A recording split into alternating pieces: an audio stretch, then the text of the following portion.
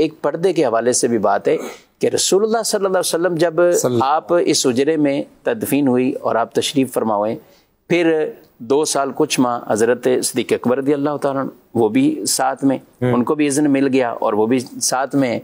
اور یار غار یار مزار میں بھی ساتھ ہیں، حضور علیہ السلام کے ساتھ ہیں، اور کل کو حوض کوثر پہ بھی ساتھ ہوں گے۔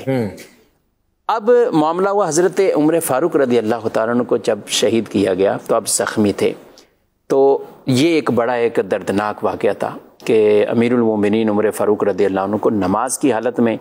اور رسول اللہ صلی اللہ علیہ وسلم کی زندگی کے بعد جو ایک بڑا سانحہ ہوا نا، بڑا واقعہ، اس میں حضرت عمر رضی اللہ تعالیٰ عنہ کی شہادت کا وہ واقعہ تھا، کیونکہ اس طرح کا واقعہ اور وہ بھی مدینے کے اندر ایسا رونما ہو، کیونکہ حضرت عمر دعا مانگا کرتے تھے، اللہم ارزقنی شہادۃ فی سبیلک واجعل موتی فی بلد حبیبک صلی اللہ علیہ وسلم۔ تو لوگ حیران ہوتے تھے کہ یہ دعا تو یہ مانگتے ہیں، تو اب مدینے میں ایسا کیسے پوسیبل ہے؟ اب اسلام کو اتنی تقویت مل گئی، اتنا عروج اور سب کچھ ہے، لیکن یہ دعا بھی یہ مانگتے ہیں یا اللہ شہادت کی موت ہو اور ہو بھی مدینے میں ہو اور میرا مدفن بھی یہاں بنے، یعنی دعا ان دو کے ساتھ اللہ پاک نے قبول فرمائی۔ نہ صرف مدینے کے اندر آپ کی یہ موت شہادت کی، بلکہ مصلی رسول پر، وہ بھی نماز کی حالت میں آپ پر یہ حملہ ہوا، تو کافی زخمی ہوئے تھے، اور ہر ایک مدینے کا رہنے والا بڑی دردناک کیفیت میں تھا۔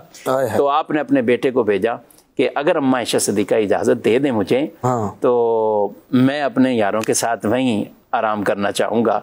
تو جب یہ پیغام گیا بی بی عائشہ صدیقہ رضی اللہ تعالیٰ عنہ، آپ دیکھیں یہ بھی ان کی بہت بڑی قربانی تھی،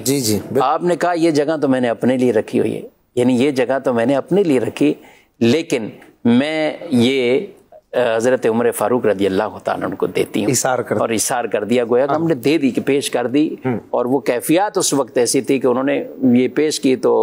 آپ شہید ہوئے، آپ کا وہاں مدفن بنا، آپ بھی تدفین ہو گئے۔ اب اماں عائشہ صدیقہ رضی اللہ تعالیٰ عنہ کہتی ہیں کہ اب جب میں حجرے میں آیا کرتی تھی نا، پہلے میں نارمل آ جاتی تھی،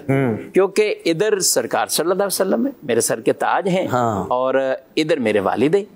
تو میں عام ہی گھر میں جیسے ہوتے تھے تو میں ویسے ہی نارمل آ جاتی تھی۔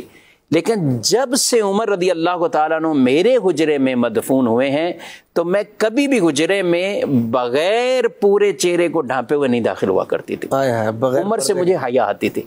یعنی یہ عقیدہ بھی ایک طرح کا سکھایا، جب قبر والے کے پاس ہم جاتے ہیں تو وہ گویا کہ ہمیں دیکھ رہے ہیں، آپ نے اگر یہ قبر والے سے یا وہ ہمارے حالت سے واقف نہیں ہیں تو اماں عائشہ صدیقہ رضی اللہ تعالیٰ عنہ اتنی بڑی عالمہ، مفسرہ، محدثہ، فقیہ اور مفتیہ بطور خاص، آپ اس وقت آپ نے فرمایا کہ مجھے عمر سے حیا آتی، اس لیے اب میں پورا حجاب کر کے